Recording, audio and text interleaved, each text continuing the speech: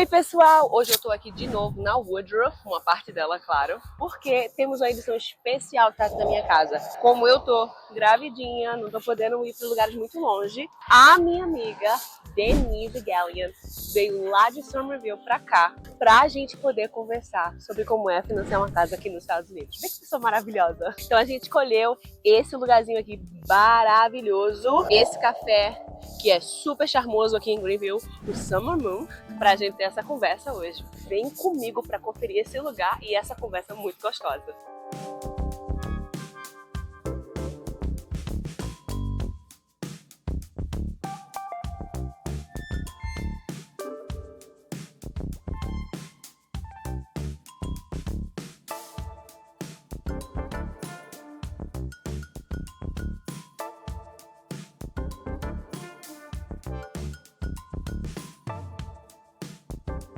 Gente, estou chegando aqui para encontrar a Denise. E olha ela toda chique!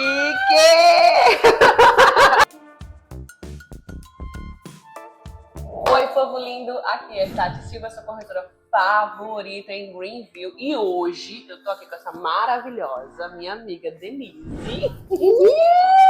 A gente já teve vários deals together, ela já salvou vários deals com os meus clientes que outros financiadores não puderam fazer, e ela chegou, olhou e fez assim: é só isso, como se não fosse nada, né? A bonitona, né? Não, é só isso, Tati, eu faço.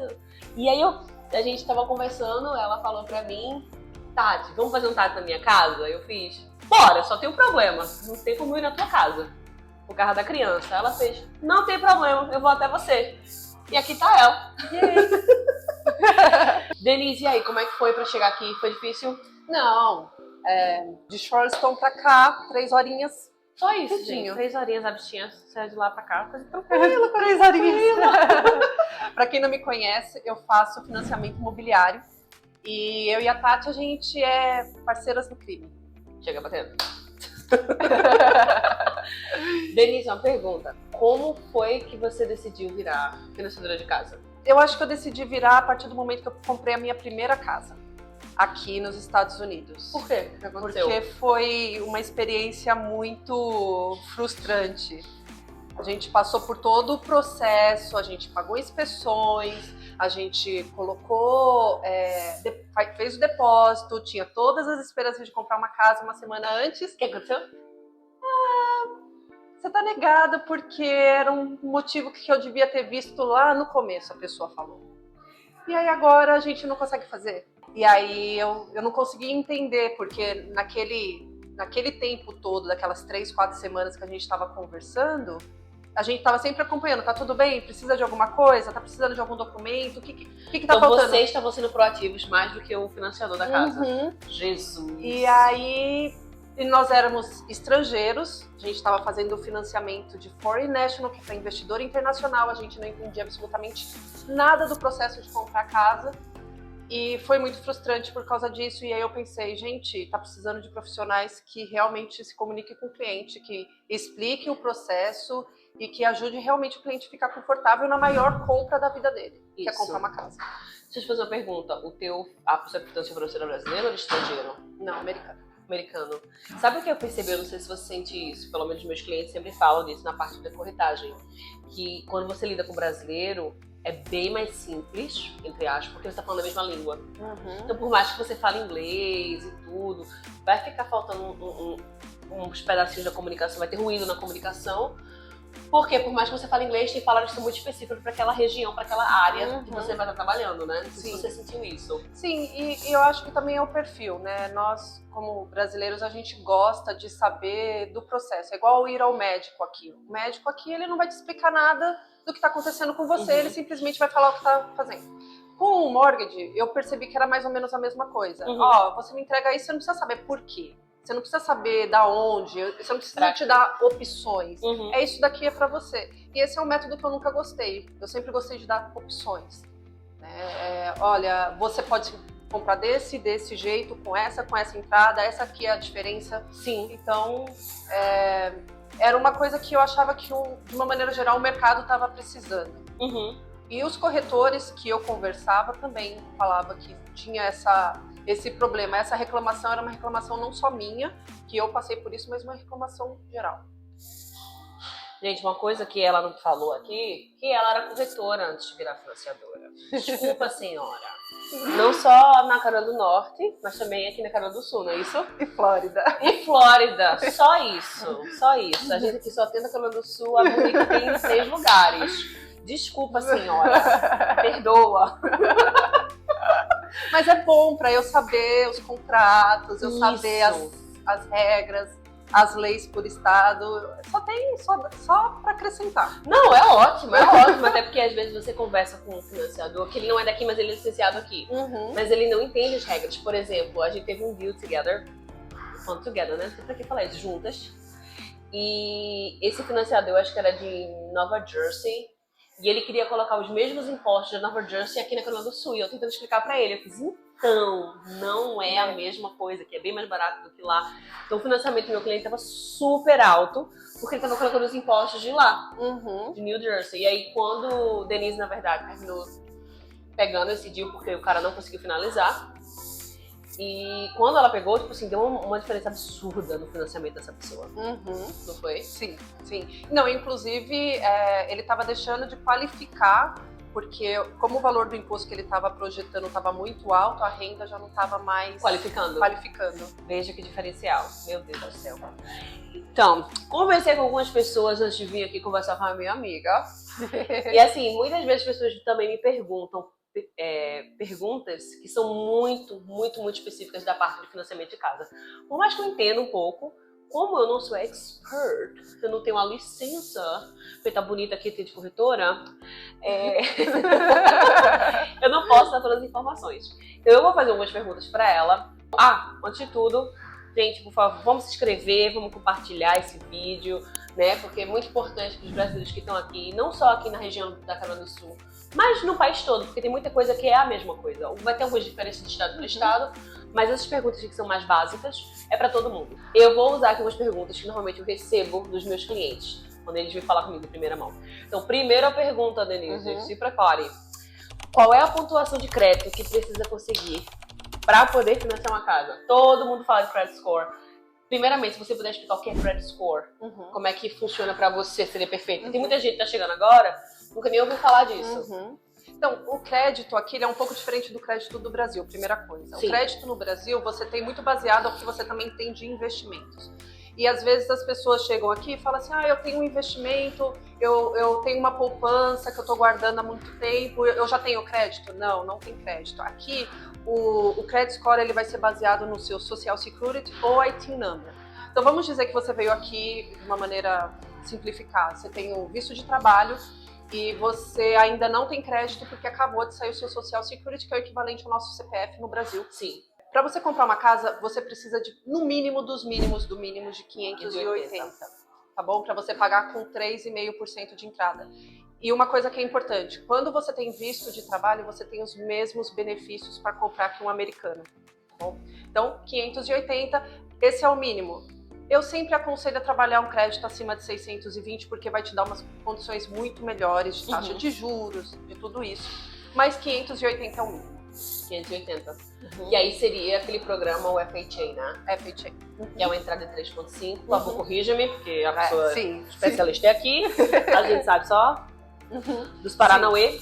Aí você começa com uma entrada de 3,5% e além dos 3,5% a gente vai ter os closing costs. Vamos falar de closing costs antes de ir para as outras perguntas, porque assim, o que eu acho muito interessante, todo mundo assiste vídeo na internet e aí todo mundo fala da entrada da casa. Não, porque tem entrada, tem dinheiro para entrada. Mas ninguém fala sobre closing costs.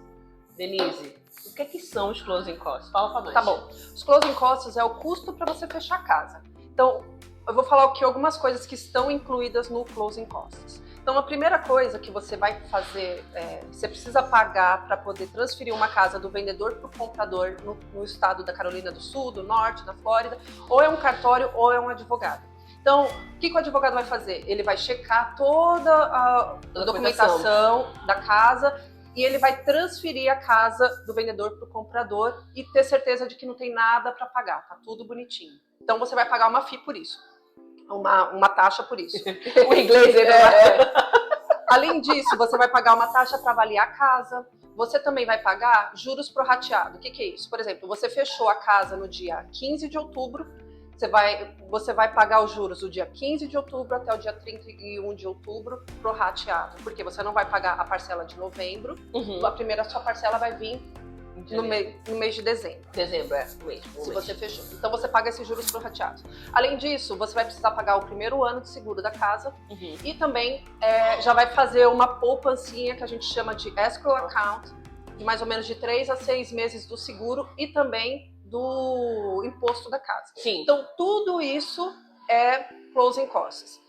Dependendo do que você tiver no momento, se você quiser comprar uma taxa de juros mais barata, isso é um assunto para um outro vídeo. Não, isso aí já fica mas muito também complicado. inclui nos closing costs, os custos de financiamento, tudo isso inclui no closing costs. Closing costs em South Carolina varia de 2 a 3,5%. Isso. Tá bom? Então fique em mente, comprar uma casa com 3,5% de entrada, mais 3,5%, mais ou menos de closing, mais 3% de closing Mas costs. isso ali na Carolina do Sul. Vamos dizer que uma pessoa que tá Sul. assistindo aqui e ela quer comprar na Flórida, que a gente sabe que tem muita gente que gosta da Flórida, né? Mas assim, eu acho que ela não é melhor, só dizendo. Qual é o closing cost da Flórida? De 4,5% a 6%. Então é mais alto. É mais alto porque o imposto na Flórida é mais alto e o seguro na Flórida é mais alto. Por causa dos furacões, né? Exatamente. Por causa e o imposto de cada casa. Da casa Flórida. em si, é mais porque alto na Flórida.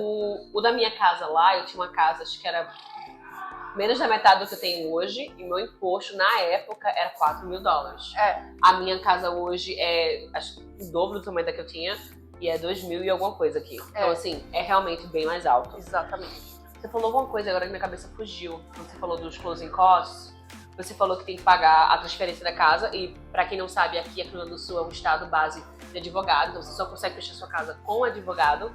O estado Flórida você fecha com a Title Company, que fica um pouquinho mais barato, né?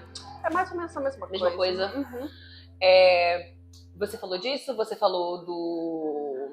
O que mais? Esqueci. A escrow. Da escrow. A appraisal. Isso, porque você falou avaliação. Avaliação. Eu queria que a gente falasse um pouquinho mais sobre isso. Porque eu tava conversando com uma cliente minha essa semana, e aí ela tava assim, não, pai, bota oferta na casa, não tem problema. Lá, eu fiz, calma, para por um minuto. Eu fiz, deixa eu te falar o que você vai ter que pagar pra você só colocar essa oferta. Tá? Se você quiser sair, primeiro que aqui na Carolina do Sul, pra você sair do contrato, você paga. E a gente pode falar disso em outro vídeo. Mas você também tem um appraisal. Que é isso que ela tá falando, essa avaliação. E se você quiser dar uma explicaçãozinha melhor do que é o appraisal para as pessoas. Então, o appraisal, ele é um profissional qualificado que ele vai falar exatamente quanto que a casa vale. Então, ele vai avaliar a casa e aí ele tem algumas premissas também, que a casa, ele é a garantia do banco. Então, em caso a pessoa não pague, o banco vai lá e tira essa casa da pessoa. Então, o banco quer saber se o dinheiro que ele está emprestando, a garantia que ele vai ter supre esse dinheiro que ele está emprestando. Isso. Então, ele vai lá, ele faz uma avaliação na casa e ele vai ver os comparativos na região de casas similares e de casas vendidas similares para poder te dar o quanto vale a sua casa. Então, assim, aqui não existe uma casa que vale 300, a pessoa querer cobrar 400, porque na hora que chegar o appraisal lá, ele vai falar vale 300 e aí acabou. E aí acabou. Acabou tudo. Não, e esse é a importância também de você ter um corretor com você, porque eu tenho um cliente que a gente fechou acho que 3 semanas atrás, ele foi até cash. E ele gostou muito dessa casa, mas a casa estava 30 mil acima do valor do mercado. Eu fiz a avaliação, sentei com ele, conversei, expliquei pra ele, eu fiz, olha, claro que eu não sou um appraiser, né? Nem um appraiser, exatamente.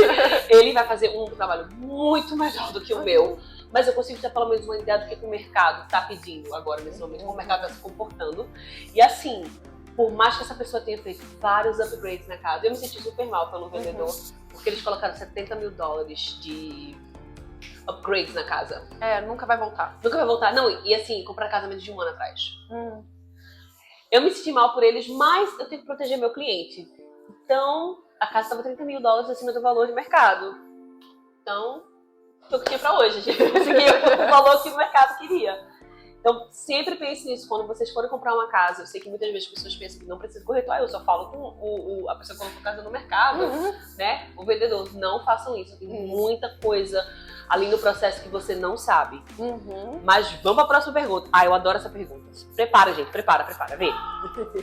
Quais são os tipos de financiamento? A gente falou um pouquinho que a gente falou do FHA, tá? E qual seria o mais fácil para quem não é americano? Eu não sei você, mas assim, eu pego muito cliente que ele vem falar comigo, aí ele acha, porque ele não é cidadão americano, ele não tem os mesmos direitos. Como você falou, se você tem visto de trabalho, você consegue ter os mesmos direitos. Vamos dar umas planadinhas aí nos tipos de... Tá bom. Tem pão para todo mundo.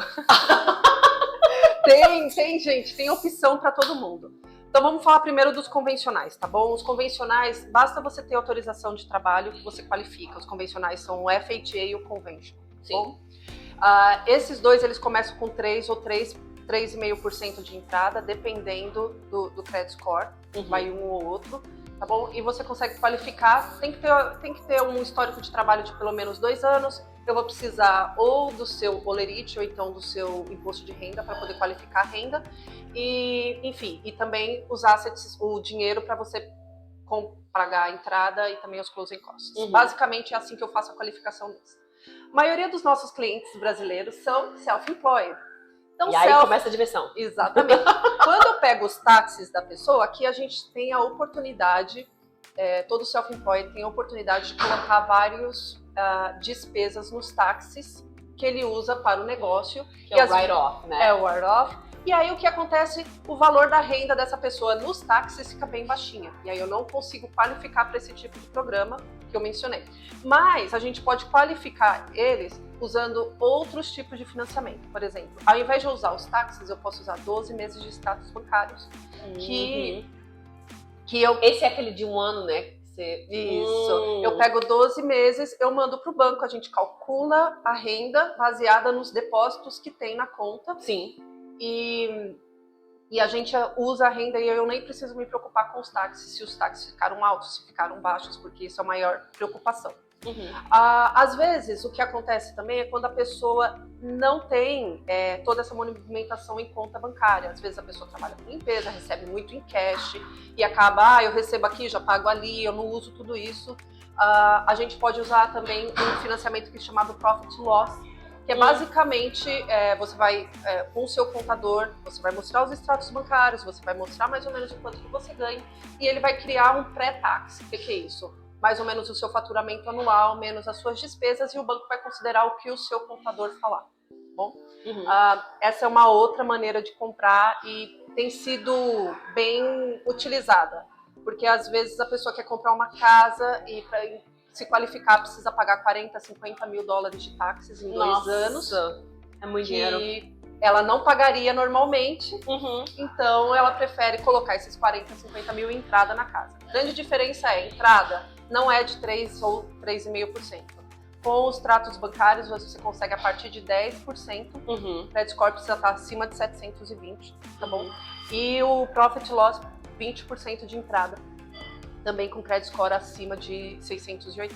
Então, existem maneiras de você conseguir uma casa, se você não tem pelos meios tradicionais, mas aí as entradas são bem mais caras. Isso, são mais altas. Se você tem um bom crédito e uma renda no extrato bancário, eu acredito que 10% de entrada seja bem factível. Sim. Então, vamos ver que um brasileiro aqui, que ele seja ativo militar, né?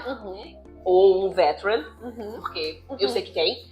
Como é que eles conseguem aplicar pro VA, programa VA? Conseguem. O que eles vão precisar para aplicar para o programa de veteranos é que eles precisam ter um certificado de elegibilidade. Então, o que é isso? É um documento do VA que ele vai te dar mais ou menos quanto que você é elegível de pegar desse benefício. E é baseado nesse benefício que ele vai qualificar. A grande vantagem do VA, ele não tem PMI. O que é isso? É um mortgage insurance. Então, ele não, mesmo se ele der 3% de entrada, 5% de entrada, ele não tem PMI. Um outro benefício, a gente consegue, não se considera muito credit score. Então, assim, a gente consegue fazer com credit score, inclusive, mais baixo do que 580. Não é aconselhável, porque, enfim, vai sofrer um hit nas taxas, Certo. mas mesmo assim. E geralmente tem boas condições de taxa de juros para VA. Então, O VA é o que não tem entrada, né? você consegue fazer com 0 de entrada. É possível. E closing costs eles têm? Tem closing costs. Tem normais. closing costs, tá. Uhum. Mas já dá uma aliviada, né? Porque se você não Bastante. tem entrada... Bastante. Agora fica todo mundo perguntando, então para eu comprar uma casa eu preciso ter work permit, autorização de trabalho, green card? Não, a gente consegue fazer você comprar uma casa se você tiver um IT number. Então às vezes a pessoa vem para cá, alguma coisa sai errado e resolve ficar, enfim. A pessoa não tem autorização de trabalho, mas tem uma empresa, trabalha, paga imposto. Você consegue fazer naquele mesmo programa de Profit and Loss, com 20% de entrada. Só que a entrada... Ah, não, a entrada já era 20, tá. 20% de entrada usando o IT Number. O IT Number você também consegue ter Credit Score. Então a gente vai considerar Credit Score. E tendo a entrada, os closing costs, tendo essa carta do contador que é o Profit Loss, a gente também consegue qualificar. Uma coisa que precisa saber daqui da Canadá do Sul, pelo menos, você vai comprar uma casa aqui com Profit Loss, ela vai ser vista como investimento. Na verdade, nem isso, como você não tem a documentação, você não consegue aplicar para o IPTU mais baixo. Então é só uma coisa que vocês terem na cabeça de vocês. Porque aqui na Carolina do Sul, quando você compra a sua primary home, que é a casa que você vai morar, o seu IPTU, eles dão um desconto. Mas só que você tem que provar que você mora na casa, e aí você precisa ter a driver's license daqui, você precisa ter os seus carros transferidos pra cá. Então é só pra manter isso em mente. Isso quer dizer que é impossível de fazer? Não, é só pra pensar que o seu custo vai ser um pouquinho mais alto, tá? Mas é só isso, é só pra saber, tá, gente? Não desiste não, porque eu tenho clientes que compraram e que estão muito bem, obrigado, e tá tudo certo. Uma coisa que eu tenho que perguntar, porque eu falo isso com todos os meus clientes. Toda vez que a pessoa entra under contract é quando você colocou uma oferta na casa e ela foi aceita, e a gente vai under contract. Eu sempre falo pra eles, eu mando esse e-mail, um videozinho, né, falando, ai, parabéns, tal.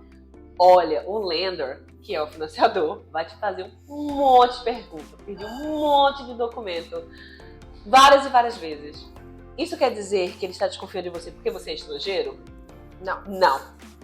Não. Por que eles fazem isso? Explica pro povo. É que às vezes as pessoas ficam sensíveis. Eu entendo que a gente mora aqui, às vezes sofre algum tipo de preconceito. Isso. Eu entendo, porque todo mundo já passou por isso. Mas a gente não vai pedir nenhum documento que a gente realmente não precisa mostrar pro banco. Então, assim, o processo ele vai começar primeiro com a pré-aprovação. Sim. Nessa pré-aprovação, eu vou pegar todos os dados, endereço, data de nascimento, Social Security ou IT, e os documentos de renda que a gente vai utilizar, e também extrato bancário para verificar o dinheiro para entrada e tudo mais. Eu tendo todos esses documentos, eu faço uma carta que eu mando para o cliente e também para a Tati, para a corretora. Só compre comigo, esqueça o resto todo brincando, gente, que é isso. E aí ela tá pronta para poder fazer uma oferta. Essa oferta sendo aceita, a gente já tem um contrato. Desse contrato até o fechamento, geralmente a gente trabalha em 30 dias ou 4 semanas. Por quê? Nesse período, eu vou mandar toda a documentação que você já me mandou para o banco vai falar assim, ok, você está aprovado condicionalmente. O que isso quer dizer? Desde que você me dê mais esse documento, eu aprovo esse dinheiro. Geralmente, todos esses documentos a serem desenrolados demoram essas 4 semanas para poder fechar, incluindo documentação da casa, se está tudo bem para transferir a casa, e também o appraisal, se o valor da casa que você está pagando ela realmente vale aquilo, e outras documentação de renda ou alguma explicação que o banco quer. Então é isso que a gente faz nessas 4 semanas. Então é procedimento normal, porque várias vezes o cliente, vocês pedem a mesma coisa várias vezes. Eu tive uma cliente que ela fez assim, ela ficou perdendo minha documentação. Não. Mas vocês não perdem documentação, vocês estão organizados. Não, nós somos bem organizados. Mas às vezes a gente, por exemplo, precisa de uma atualização de extrato bancário. Aí às vezes a pessoa, ao invés de mandar o extrato bancário, manda o histórico bancário, que é um pouco diferente. E aí, às vezes, a gente precisa do histórico bancário, mas tá faltando alguns dias nesse histórico. Então a gente fica repetindo as coisas, entendeu? Mas não é que a gente tá perdendo, é porque o documento ainda não tá certinho e a gente tem que ser cara crachá. O documento que pede, a gente tem que mandar. Ai, tu me fez pensar numa coisa agora. Ok, a gente... Todo mundo sabe o que, é que o corretor faz, tá? E aí, quando a gente fala de financiador, todo mundo acha que é você que dá o dinheiro pro cliente. Não. Não é. Qual é o teu papel? Porque vocês vão ouvir muito, de quando vocês compram na casa, vocês vão ficar ouvindo assim, o underwriter ainda não voltou, o underwriter pediu isso, o underwriter. E aí meus clientes ficam, quem é este underwriter? Quem é esta pessoa? Porque eu tô falando com o Denise, ou fulano, ou Beltrano. Mas o underwriter fica o tempo todo. Qual é o teu papel ali? Ok. Primeira coisa, vocês vão perceber que tem dois tipos de financiadores. Uns são lenders e outros são brokers. O lender, ele é um funcionário de um banco. Então ele pode ser um lender, um funcionário, por exemplo, do Bank of America, do Chase. Ele é um funcionário do banco, ele vai oferecer os produtos do banco. Eu não sou funcionária de banco nenhum, eu sou broker. O que isso quer dizer? Que eu tenho 30 lenders para os clientes. Então, o que eu sou? Eu sou uma ponte entre o cliente final e os bancos. E qual que é a grande vantagem disso? A grande vantagem é que eu posso pesquisar qual que é o lender que tem a taxa mais barata, ou qual que é o lender que é melhor para a sua situação de visto, sem visto, green card, ou qual que é o lender que tem uma taxa melhor nos seus extratos bancários, ou que calcula melhor os seus extratos bancários. Então, assim, essa é a grande vantagem de ser broker, que eu tenho um lender para cada cliente, para cada situação. Sim. O underwriter é a pessoa que analisa de dentro lá do lender, do banco. Então, vamos dizer que eu mandei para um lender X, e ele é a pessoa que eu tô mandando toda a documentação e tá avaliando até a gente chegar no final, na aprovação final. Sim. Né? Então, assim, às vezes, principalmente quando tá comprando pela primeira vez, às vezes a pessoa acha que a gente vai mandar a documentação e ela vai voltar no mesmo momento. Não, gente. Entra numa fila de análise, porque não é só o seu file que está sendo analisado. Então, às vezes, a gente manda o documento, volta daqui 2 ou 3 dias, é por isso que a gente precisa de 30 dias, falando assim, ó, esse documento não é exatamente isso que eu quero outra coisa. Aí a gente pede de novo pro cliente, manda de novo, e às vezes demora mais 24 horas, e aí vai. E essa pessoa é a underwriter, tá bom?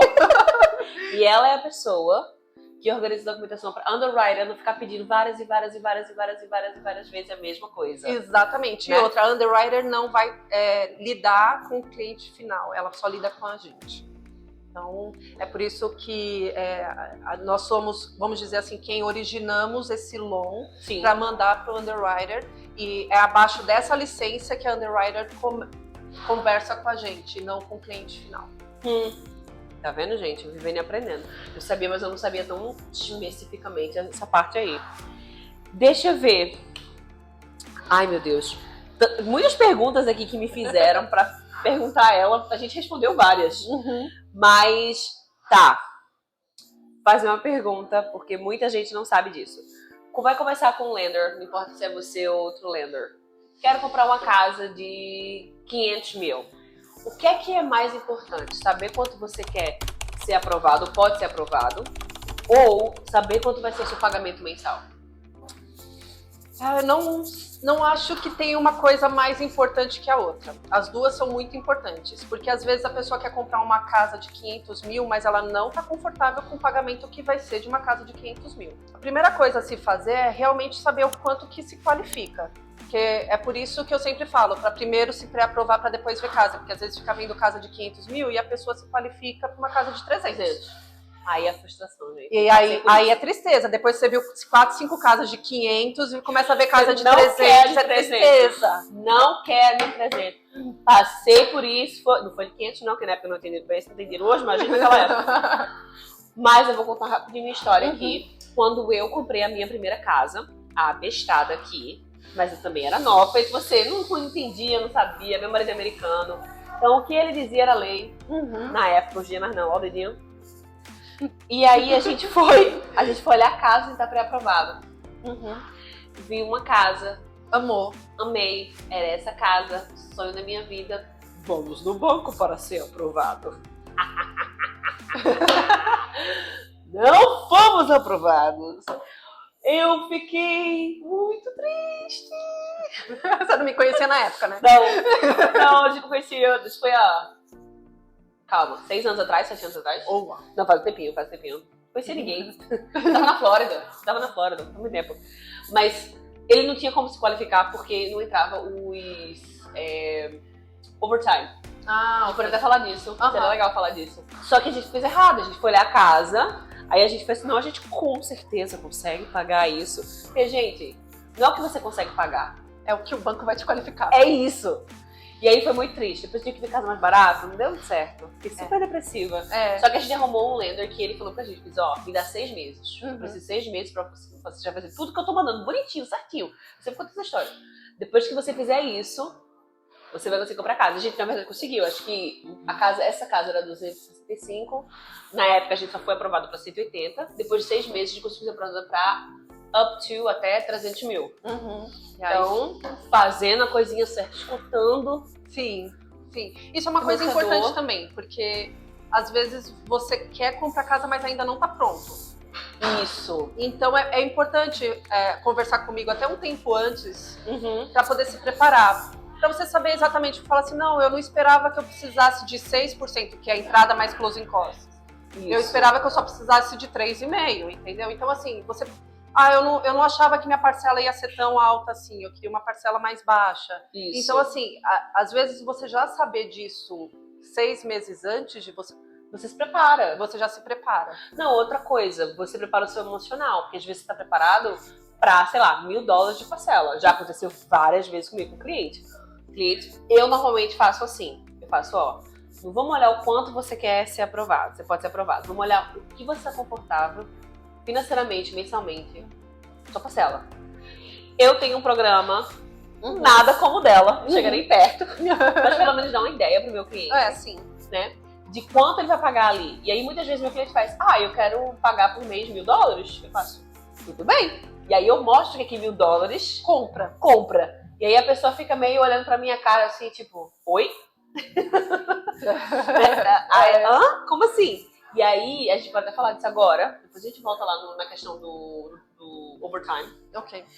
De que as pessoas acham que a sua mensalidade, né, o seu pagamento mensal, mortgage, ele é só o quanto você deve ao banco. Não. E aí, quando eu explico o que é aquele pagamento mensal, a pessoa fica... Então eu vou deixar a profissional falar, por favor. O que está incluso naquele valor ali mensal que você paga todo mês lá pro banco? Então tá bom. Você vai ver no seu extrato uma coisa chamada principal mais juros. Então isso basicamente é o mortgage, tá bom? Isso. Você vai pagar um pouquinho vai amortizar a casa um pouquinho e vai pagar mais os juros todos os meses.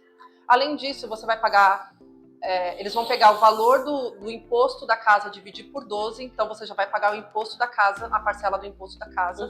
Vai pegar o valor do seguro da casa, dividir por 12, e você vai pagar também ali. Quando vencer essas coisas, você não precisa pagar. O banco se encaminha, você vai lá e paga essas coisas para você. Isso. E quando você dá menos de 20% de entrada, você ainda paga um segurinho da operação. Para proteger a companhia de mortgage. Sim. Eles não são obrigados. Sim. Então, basicamente, a história do seguro é assim, eu explico e é rápido de explicar. Sim. Basicamente, o governo, ele meio que garante, mais ou menos, cobrir a inadimplência para os bancos de até 80% do valor do imóvel. Toda vez... E aí o banco falou assim, mas se eu vou fazer 97% de financiamento, quem que vai cobrir essa diferença? Esses 17%. É esse seguro. Que você paga. Que você paga todo mês. Quando você atinge os 20% ou 80%, Você pode... aí esse seguro sai. Não sai automaticamente, dependendo do banco, né? Tem banco que você tem que ligar. Ou outra estratégia que eu fiz no meu caso, pra comprei minha casa, a gente pagou upfront. Pode ser também. Né? Você pode pagar nos seus closing costs. Eu acho que isso é bem mais barato do que você deixar lá porque os 20%.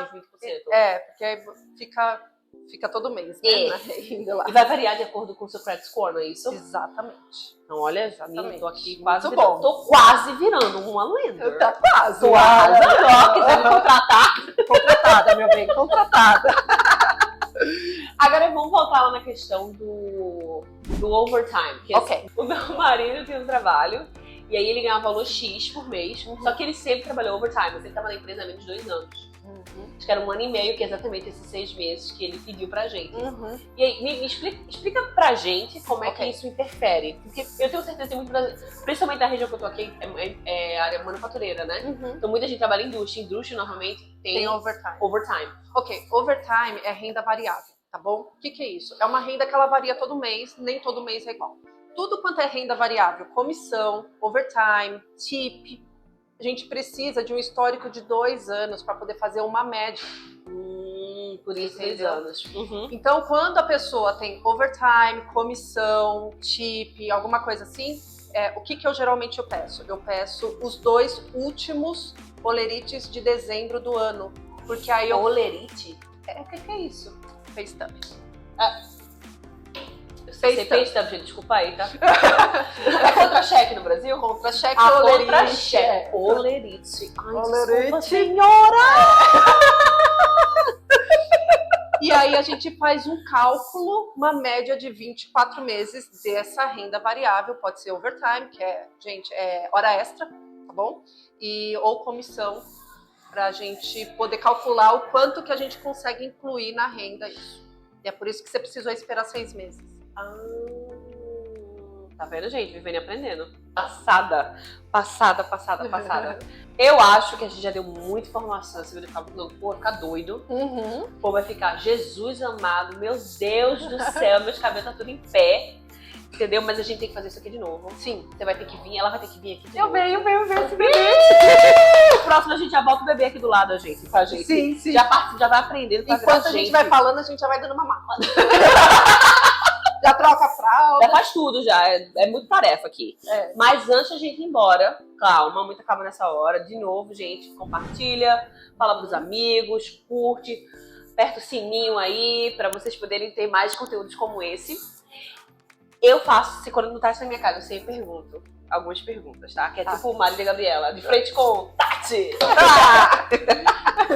Então, minha primeira pergunta para Vossa Senhoria é: por que escolher a DG Mortgage, que é a companhia dela, tá, gente? Porque ela é broker, como ela falou. É muito simples. Arrasa. E isso é uma coisa que pra mim é muito clara. Se você quer tratar essa compra, que é a maior compra da sua vida, com uma pessoa que vai tratar isso, vai tratar com você e vai trabalhar com você, porque assim, eu não vou negar, isso é um processo que pode ser estressante. Mas quando você tem um profissional que entende do que está falando, que é profissional, esse processo fica muito mais fácil. E é isso que você tem que esperar da DG Mortgage, que você não vai ser visto como mais um número, você vai ser visto como uma pessoa, uma família que precisa comprar uma casa, e a gente vai trabalhar até esse objetivo ser alcançado, porque a pessoa importa, não é a transação. Vocês importam. A outra pergunta qual seria uma palavra que te define? Cuidado. Do momento que você vem para mim para ser pré-aprovado, você pode se sentir cuidado por mim, porque embora a gente vai falar de parte financeira, dinheiro, histórico de trabalho, tudo muito bem objetivo, mas o meu trabalho é cuidar que você alcance seu objetivo. A última, por que comprar uma casa?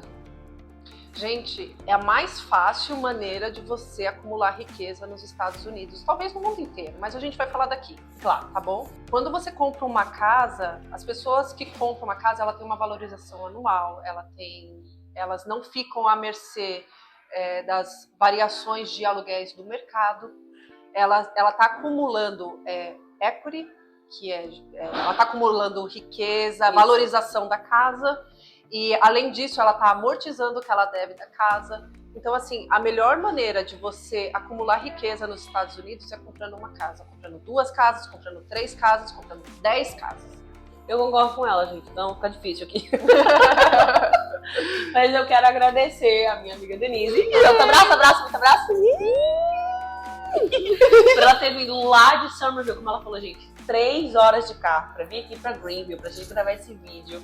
Pra vocês terem muita informação. Não, eu tô adorando. Tomei café de kefir aqui, ó, nem deveria, meu marido vai matar. Mas tá tudo bem. Pra vocês terem essas informações, pra vocês quando decidirem comprar uma casa, ou se estão pensando, ou conhecem alguém, não importa. Vocês tomaram a decisão corretamente. E não, de novo, gente, vocês não precisam usar a Denise. Precisa. Não, aí ela defende o... Como é que fala? Defende o quê? Meu peixe. O peixe dela. Uhum. Mas assim, quando vocês forem entrevistar alguém, vocês perguntam, a gente pode até fazer um especial depois, assim. Uhum. Quais são as perguntas que você deveria perguntar a um lender? Sim. Seria muito legal. Uhum. Eu vou pensar nisso. Uhum. Mas enfim, um beijo.